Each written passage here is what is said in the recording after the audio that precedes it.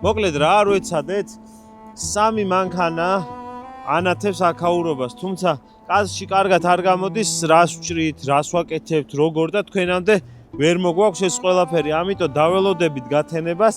მადლობა ჩემ უმცროს სიძეს ნიკას, რომელმაც მესამე მანქანა დაამატა და განათება შეგვმატა, მაგრამ ფაქტია არ ვშველის და ხვალიდან უკვე დილიდან გათენებას დაველოდებით, თოვაც დაიწყო და დილიდან შევბერავთ ხორცების მომზადებას რა და დღეს რისი გაკეთებაც გვინდოდა, აგერ ბიჭებმა თქვეს კადრება დავიღებთ. ძალიან ლამაზია ყველაფერი, თუმცა შუქი მოუშვით, კაი საქმეს ვაკეთებ.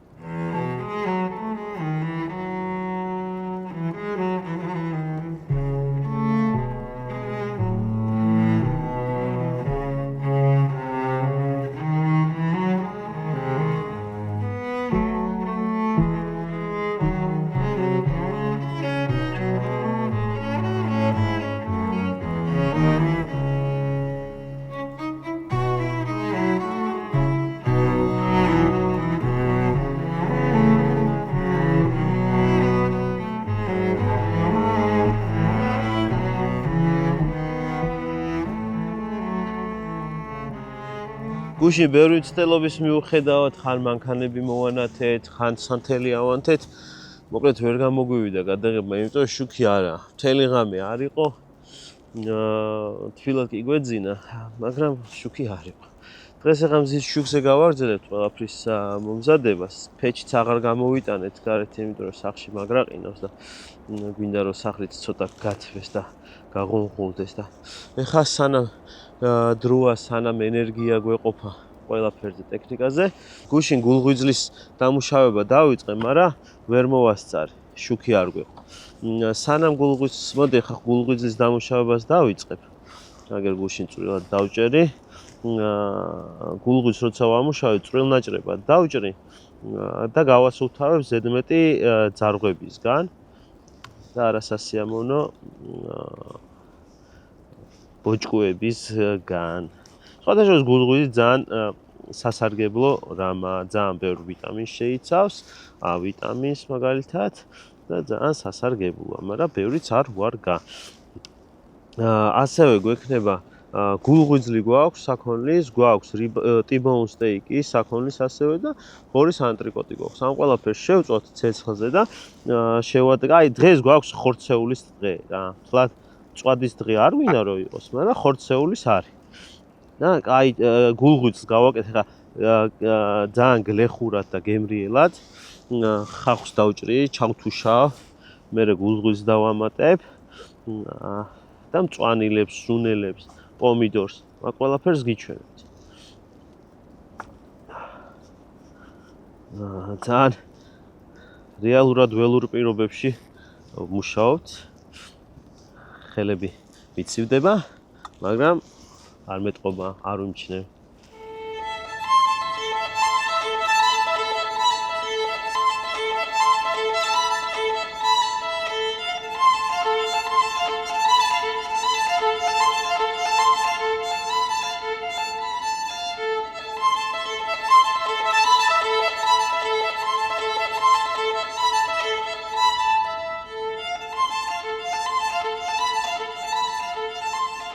თოვლია, აქ სითბოა, ცეცხლია, კვამლის არომატი ტრიალებს.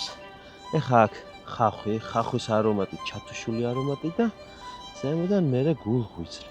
ეს სუნელებში ჩაითუშება. თან სიმხურვალისთვის ცივა, მართლაც ცივა, მარტო ეს ცეცხლი არ ყოფნის. იქ ბიჭები ცოტას გავთბებით ოტკით და ეს სიტუაცია და არომატი ქმნის იმ უნიკალურ გემოს, რაც ჩვენ გვიყვარს. ერთი კადრი.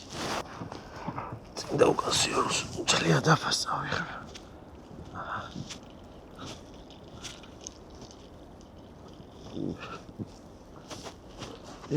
ხახვი და ნიორი ჩაუშვათ.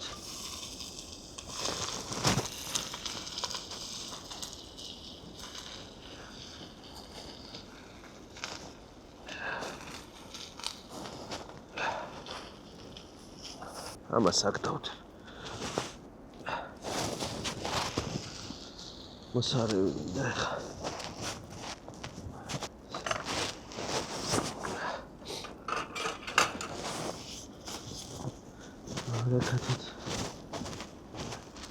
აუ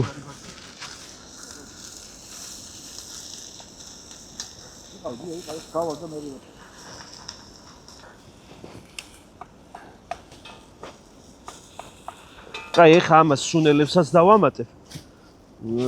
წიწაკას, უცხო სუნელს, ქინძს, რომ არომატები უფრო გაუმძაფრთ, ეს რომ ხორცს ძალიან მოუხდება გულღვიძილს. დაღერღილ წიწაკას და უცხო სუნელს გავუკეთებ ეხა. წითელ წიწაკას, იმას რა ქვია, შავ პილპილსაც. ოპა.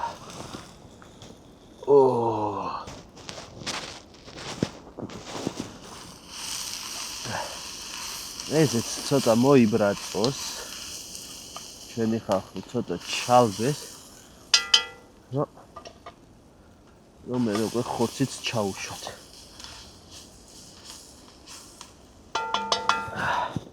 ცოტა მიხარქსაც დაუმატებ. უხდება ხორცს განსხვავებულ არომას წეს. ხახვის წვენა ცოტა ჩაიშრო. მანავე ხა ხორცს დავამატებ. ხორცის თავის წვენს გაუშვებს და თუ რამეა თოვლიც გვაქვს და აგერ წყალიც დევს. ხმანახე?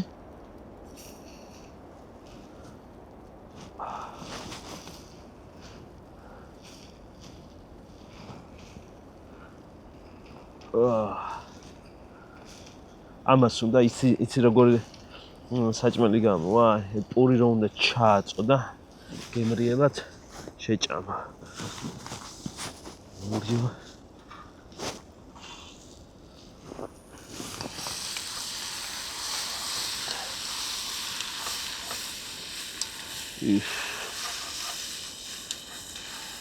შიგა და შიგ თუ შევამჩნევ რომ დაიშრო წყალს დავამატებ, ან შეგიძლიათ ღვინოც დაამატოთ, თეთრი, წითელი, რომელიც თქვენ გესიამონებთ.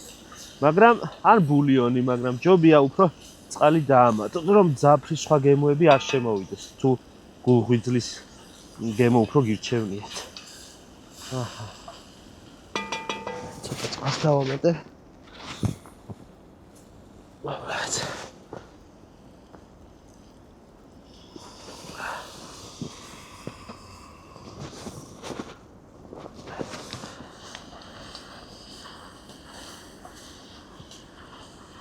აჰა. თავსახურია ხა ამას. და ჩაითუშება.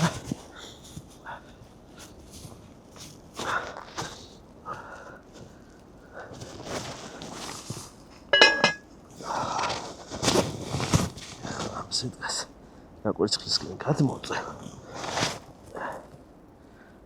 ჩავხედავ ეხა. რა მდგომარეობაშია ცეცხლი მოუმატეთ. წვენიც გამო. ამას პატარა პომიდორი მოუხდება. აქვე ჩავაჭრებ, ჩავათლი.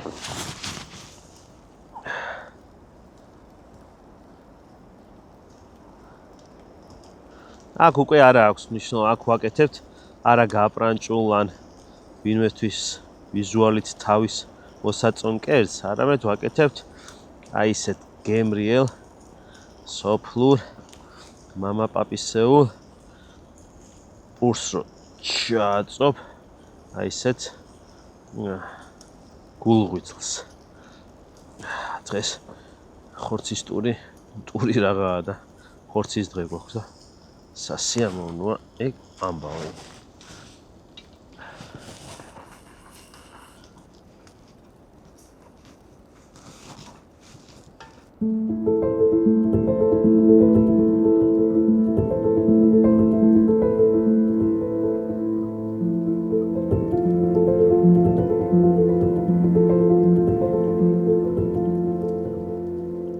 ესაა ცომი, რომელიც თბილისში მოვზილე. საფუარიანი ცომია, ძალიან მარტივი. ჩათვალეთ ხაჭაპურის ცომია რა. უბრალოდ შეგიძლიათ ყოველთვის ცომი გაყინოთ, შეინახოთ, 3-4 თვის განმავლობაში არაფერი არ დაემართება ამ ცომს. მე როცა მოგესურვებათ, გამოიღეთ ოთახის ტემპერატურაზე ააფუეთ და ყველაფერი იქნება ისე, როგორც უნდა იყოს. ხო და ეხა ეს საფურიანი ცომი არაფერი არ დამოუბრალოდ პლასტიკში გადაახვიეთ და შეინახეთ საყინურში. ეხა ისეთი ცივა აქვს, რომ ოდნავ მეტაფუებას ისურვებდა, თუმცა ამ პურის მოდელი შეგვიძლია ცოტა უფრო გავწელოთ, გავარწყელოთ ლავაშივით, თუ ვინდა მუცელიც გაუწიოთ ცოტა. ოჰოჰო. ზეთი წაუსით, იმიტომ რომ არ მიიკრას, ეს ხო თონი არ არის, რომ მის ტემპერატურა იყოს, რომ არ მიიკრას. ესეც სეტკაზე დაუშვათ. აჰა. ჩავაკრათ.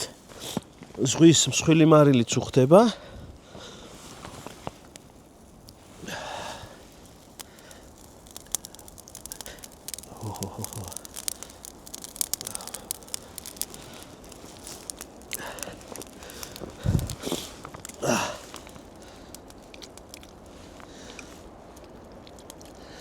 ესეც ჩავხედოთ ჩვენ გულღვილს რა შვება. აი ეს ახლა უნდა გამოწყვეს ეს პური და აღარ უნდა ბევრი რია უნდა ჩააწო ამ ხორცში და წვნიანში და ჭამო. ცოტა წყალს ბულიონს დავამატებ სითხეს.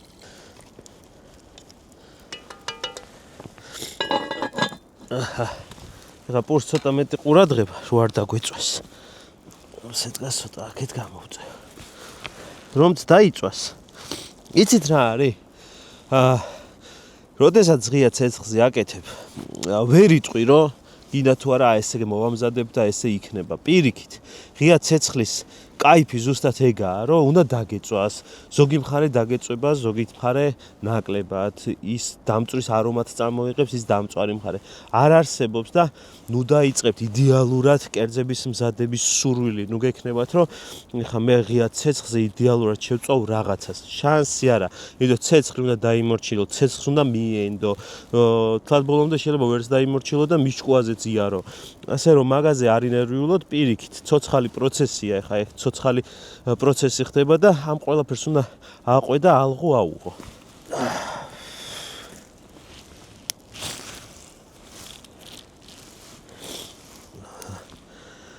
გახურებული მხარე სადაც იყო და მეტი ალი იყო, იქ უკვე დაიწყო შებრაწვა.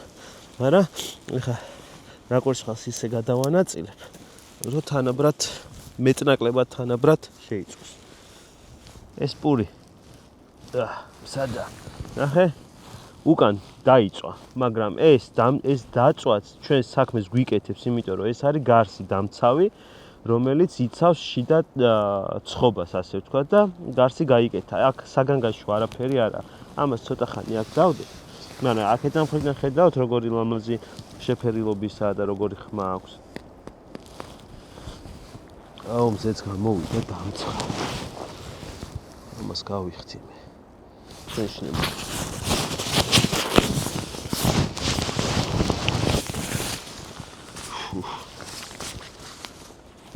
ამასაც გავიხდი. იმდენი ნაცია.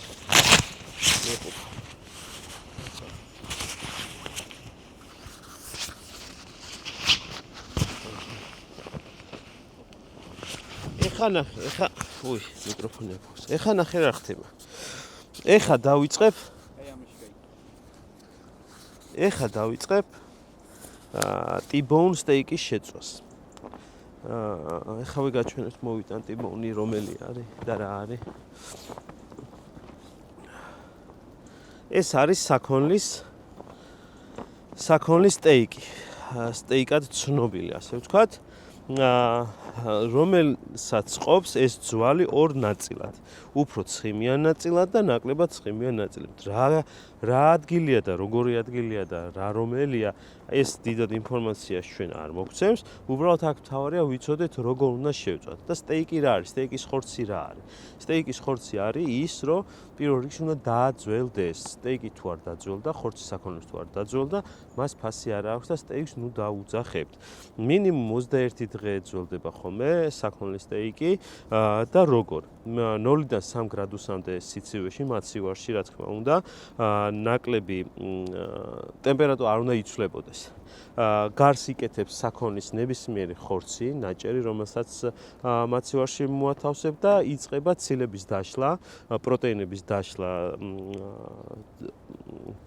დაშლა ხორცში და უფრო რბილი, ფაფუკი, ნატურალური, აი ვისაც ცოტა ობის გემო, ცოტა სიძველის გემო მოგწონთ ამ სტეიქს ყველაფერი ეგ აქვს. მინიმუმ 21 დღე, არის 51 დღიანი, 100 დღიანი და ასე შემდეგ. უბრალოდ ამას უნდა გარიდან გარს, რასაც გაიკეთებს, ის არის ამის დამცავი, როგორც აი ხა პური დაიწვა, რო იძახს. კი არა, დაიწვა, იმან გარსი გაიკეთა და დაიწვა, თავის დამწრობა აიღო თავის თავზე, რომ შიგნით პროდუქტი გადაერჩინა. ეს არის სტეიკის ხორცი, როდესაც გარედან თავს იცავს, რომ შიგნით პროცესებმა არ შეაღწიოს. კარგით, ეხლა ნახე. საქონლის სტეიკის და ზოგადად ხორცის შეწვის დროს სიჩქარე საერთოდ არ გვაინტერესებს. პირიქით, რაც დაახლოებით ნათქვამიც არის, რომ მწვადიც მაგალითად რომ 9 საათი რო იწვებოდეს, უფრო კარგი გამოდის და რატო? იმიტომ რომ პროტეინები არ არის შეკუმშული ამ დროს და დაძაბული არ არის. როგორ თქვა? დუნდება. ესეც ეს ხორციც სანამ მაცივიდან რომ გამოვიღეთ 1-9 საათზე მეტია გარეთ გვიდევს ოთახის ტემპერატურაში არ ვართ, მაგრამ აგერ მზეც გამოვიდა და ცოტა პროტეინებმაც დაიწყეს მოდუნება. რაც ძალიან მნიშვნელოვანია, რომ თანაბრად შეიწვას ხორცი. წავედით ეხა თან ვისაუბრებ, თან პირველი დადება ხორცის სეტკაზე გავაკეთოთ. ესპანეთში ბასკეთის კულინარიის აკადემიაში ყოფნისას იქ სადღაც 40 წუთი წვავდნენ ტიბოუნის სტეიქს. მართალია სისქით უფრო დიდი იყო, მაგრამ მაგას მნიშვნელობა არ აქვს. როდესაც ხორცს წვავ, თავარია რომ შიდა ტემპერატურა გაცდეს საქონლის შემთხვევაში 70 გრადუს მაინც, რომ იყოს უვნებელი. ამიტომ მე თერმომეტრის გარეშეც რო დავჭრით ხელის მიდებით შენ უკვე გრძნობ გამოცდილებით რომ ის თბილი არის და 70 გრადუს გადაცდა. მოდი პირველი შოკი მივცეთ. აჰა. ცულის მარილი უნდა დავაყაროთ ზემოთ. სპილმარს მოვაყრე. და მსხვილი მარილიც რატო? რატო არა ჩვეულებრივი მარი? ერთ-ერთი ჩვეულებრივი მარილი ინტენსიური გემო აქვს. და ძალიან მძაფრი, ეს აყარი რამდენიც გინდა და ზუსტად იმდენ შეიწევს, რამდენიც ჭირდება ხორცს. ეს იყოს ცოტა ხანი, 3-4 წუთი, გააჩნია ტემპერატურას, ნაკვერცხლის და მე ამოვატრიალოთ. რო ამოვატრიალოთ, მე კიდე დავასვენოთ. ჩვენი გულღვიძლიც მზადაა და მე მგონი სტეიკამდე გულღვიძლს გავსინჯავ. გულღვიძლის მერე სტეიქს გავსინჯავ, სტეიკის მერე კიდე საქონლის ღორის ხორცი გვაქვს, იმასაც შევწვა.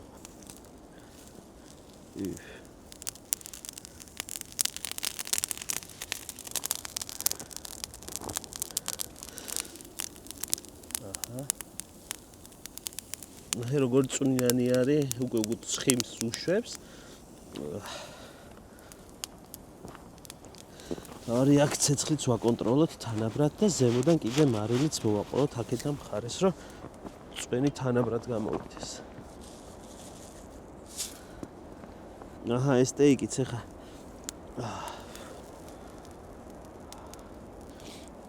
მზადაა დასასვენებლად და აქეთ გადმოდგავს, სადაც ცეცხლი არ არის. ამასობაში ჩვენი გულღვიძლი ჩაითუშა. წვანილს უსა. აჰა.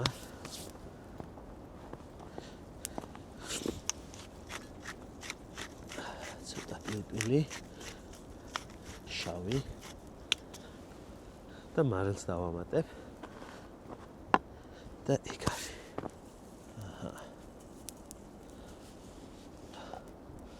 ოპლაც. მოურიოთ და მზად არის.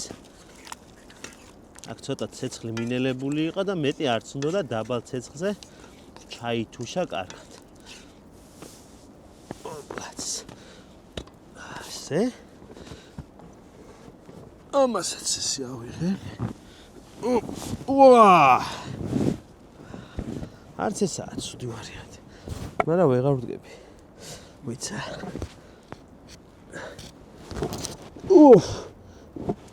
ეს აკეთ. პური. აგერ მაქვს.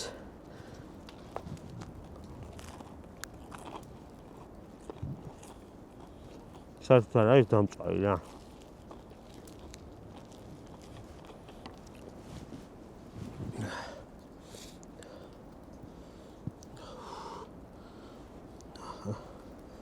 ცოტა კიდე წვენი. უხერხულად ვზივარ, თორე უა დავუწვი ხელი.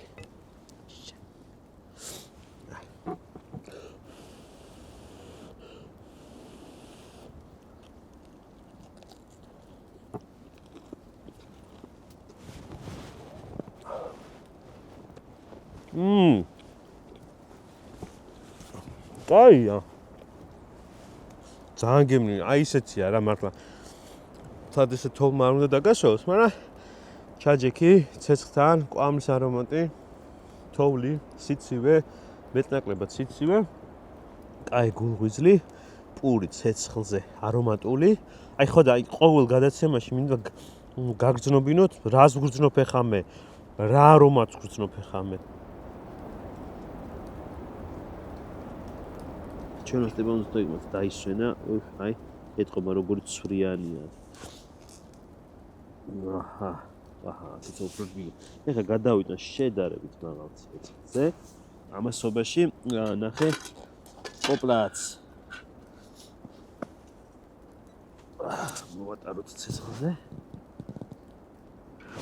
ამასობაში აქ მაქვს უნიკალური ბალახეული. ეს არის ტიმიანი, ტმინსაც ეძახიან. ყველაზე მეტად მიყვარს, როდესაც ხორცთან კოლაბორაციას ახდენს ტიმიანი და ხორცი, ტიმიანი და თუ გინდ თევზი, ტუნა ძალიან უხდება. ცხიმში იხსნება ძალიან კარგად ტიმიანი.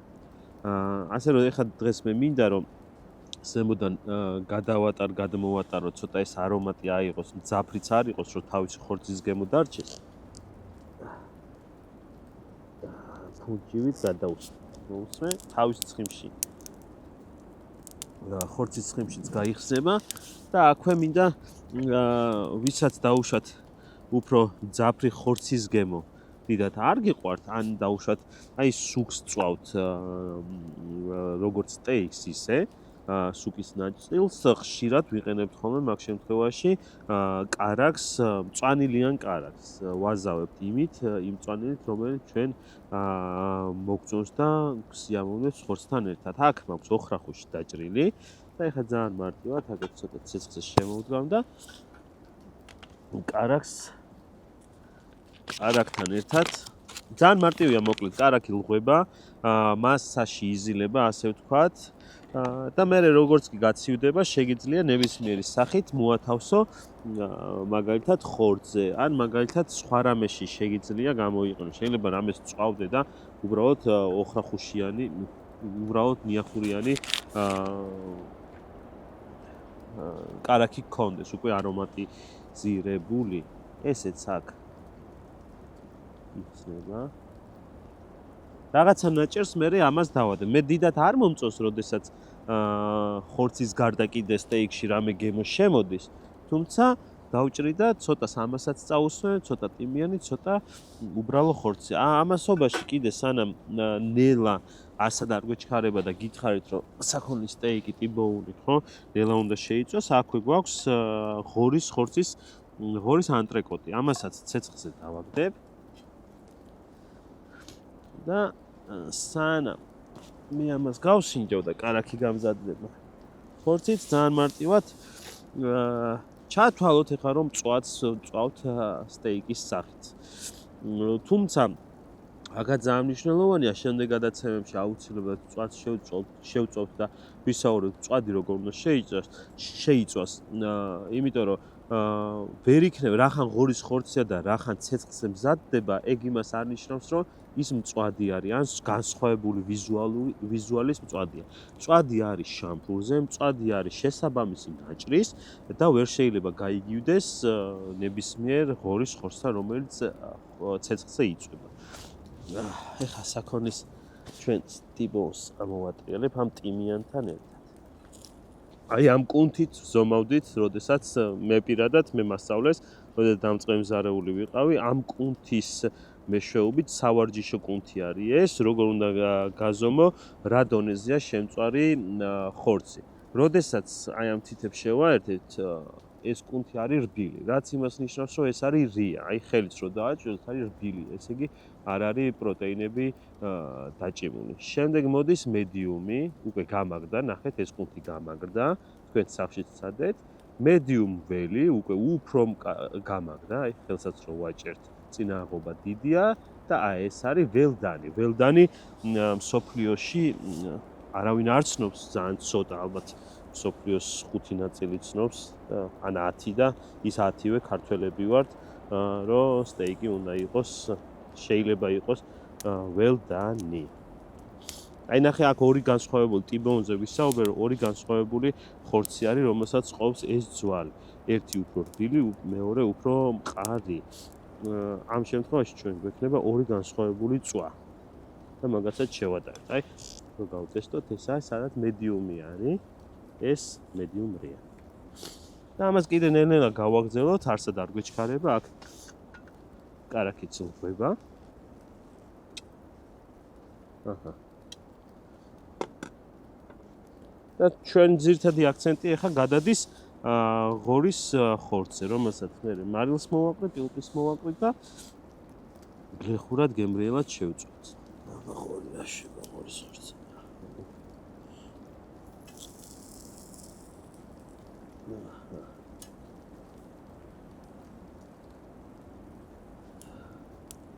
ჩემი სტეიკიც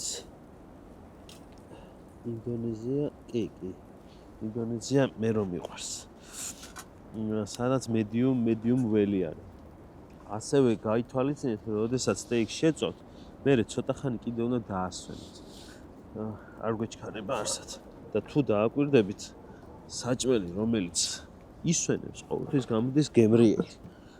პურზე ხო სულ მაგას ვიძახი, რომ უნდა დაასვენოთ, ცომი დაასვენოთ. პურით ხორცის ხო ხედავთ ეგეთი. რაც ისვენებს, რაც ნელა კეთდება, slow cook-ია, ყველაფერი არის უგემრიელესი. ეს კარაქიდან ნიახური და ტიმიანი. სად არის? ეს სტეიკიც უკვე დასვენებული და სად არის?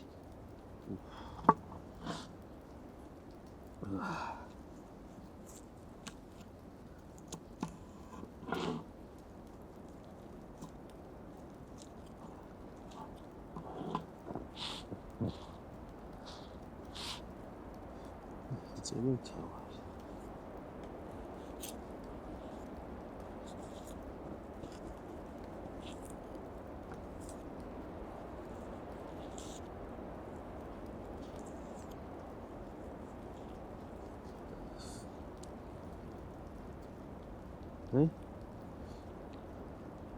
როგორი სველი არის. ეხლა ნახეთ აქეთან ნაწილი ტიბონის. როგორი განსხვავებული იქნება, იმიტომ რომ ორი სხვადასხვა ხორცის ნაწილი არის ამ ძვალზე. ალბათ ხვდებით ტიბოუნი რატომ ქვია. ნახე? ისი მომზადება ესა მედიუმ ველი. ეხლა რაღაცა ნაწილს კარაქი გადაუშვათ, დაუშვათ რა ის წვანილი. რაღაცა ისე უმად ვჭამთ. აუ ასოს აზრი მაინტერესებს ხა უმხორცზე, მისთვის უმხორცზე. აი ძნება. მაგრამ მაინტერესებს შეჭამს რა. სხვათა შორის რო იცოდეთ ვაჟებს-შაველას ავარგებდა ხორცს. და ისე მიიწვევდა, იმიტომ რომ სიჩქარე არ ვარგა.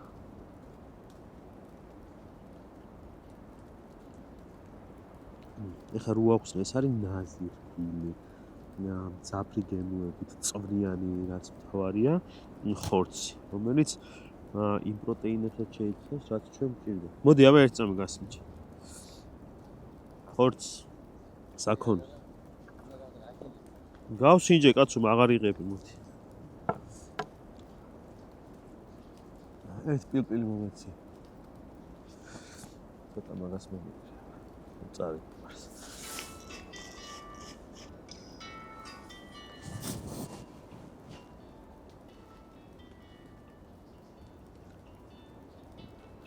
ძალიან მაგარია. მაგარია თუ რბილია და დაზია? არა, მაგარია მე ვფიქრო. დონია. და ეს უმი რო არის ახლა შენ ჭამ უმხორცებს? კი. აჰა. ბედეთია. აბა, ეს გასინჯა? რბილი არის რა თქმა უნდა. მე მაგარი გამოვხატე და აღტომანებული. დონია. აბა ეგეც გასინჯა? რამდენი რამბავი ახლა ვეღარ მიხდი. აი. კოდა უმი. აღი ელემენტი. უმი. ვაფშე სუპერი. შო, ეგ არის. იქეთ და მარჯვენი გულულად რო ეტყვია. გაიხარე. დროზე გათიშეთ, თორე მე შემომაჭამოს.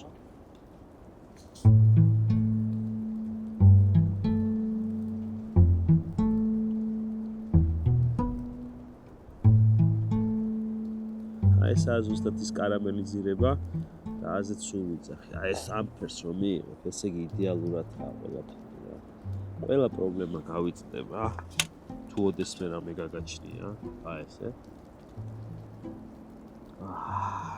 სხვათა შორის ხო შევწვით T-bone steaks. მაგრამ ღორსაც ძალიან უხდება კვამლის არომატი.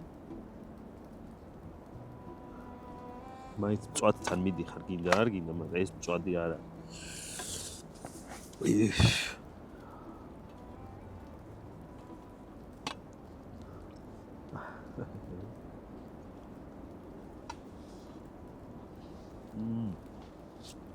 ცოტა მარნი აკვია.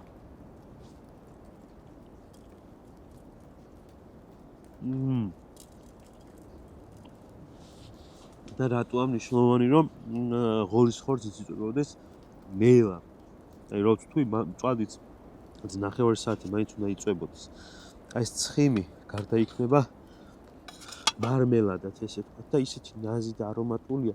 ეს კვამლის არომატიც ძალიან შიგნით ახდებს ხორცში და ძალიან კარგი გემრიელი და ნაზი გამოდის. ეს რო არ დავილოცო? მამა. ჩვენ წინაპრებს გაუმარჯოს, რომელმაც ცეცხლი აღმოაჩინა.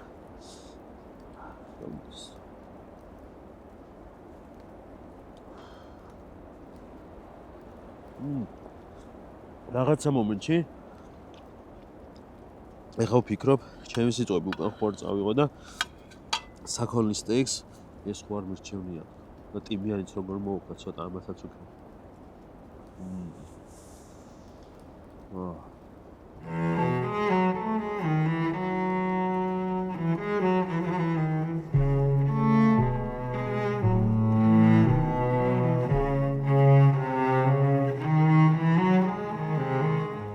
ეს აქ იყოს. მოკლედ, გამოვიდა რომ ამ გადაცემას წერდით ორი დღე ღამე.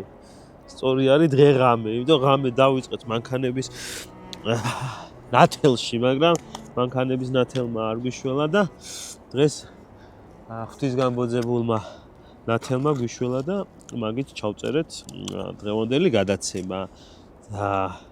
გავედით ბოლოში დავამთავრეთ და ძალიან მნიშვნელოვანია, აი ჩემი თავიც გამოვიჭირე რამოდენიმეჯერ რომ ეს აუცილებლად უნდა გითხრათ რომ გამოიწერეთ ჩვენი არხი და დაალაიქეთ, იმიტომ რომ ბევრი რამე ამაზე დამოკიდებული. იმიტომ რომ შეიძლება მოგეწონოს არხი, ძალიან ბედნიერი იყო, მაგრამ ისე გაყვე დინებას რომ გეგონოს რომ დაალაიქე. ამიტომ ძალიან მნიშვნელოვანია თქვენგან დავინახოთ ეგ სული და კვამლის არომატი ლაიქის მეშვეობით და გამოწერთ. აბა, გამოიწერთ, დაალაიქეთ და დაელოდეთ შემდეგ გადაცემებს.